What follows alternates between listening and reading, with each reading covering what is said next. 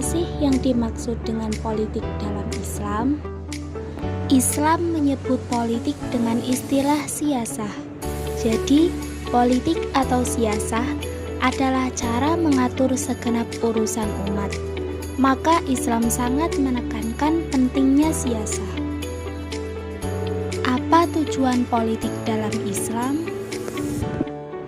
Tujuan politik dalam Islam yaitu untuk membangun sebuah sistem pemerintahan dan kenegaraan yang tegak di atas dasar untuk melaksanakan seluruh syariat Islam. Tujuan utamanya ialah untuk menegakkan sebuah negara Islam atau Darul Islam. Lantas, apakah yang dimaksud dengan politik santun itu? Politik santun yaitu budaya politik yang dapat membentuk aspirasi, harapan prevensi, dan prioritas tertentu dalam menghadapi tantangan yang ditimbulkan perubahan sosial politik yang mengarah pada Pancasila, Undang-Undang Dasar, dan Kebinekaan Tunggal Ika. Bagaimana cara berpolitik dengan santun itu? Caranya yaitu dengan saling menghormati dan menghargai. Tidak memaksakan pendapat kepada orang lain adalah etika yang harus diketahui dalam berpolitik dan berdemokrasi.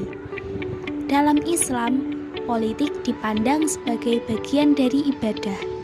Untuk itu, sudah seharusnya politik dilakukan sesuai dengan kaidah-kaidah dalam beribadah.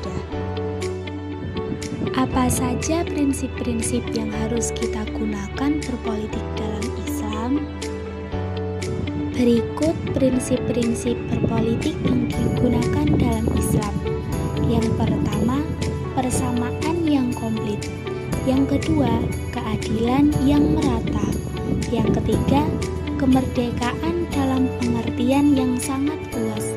Yang keempat, persaudaraan. Yang kelima, persatuan. Yang keenam, gotong royong, saling membantu.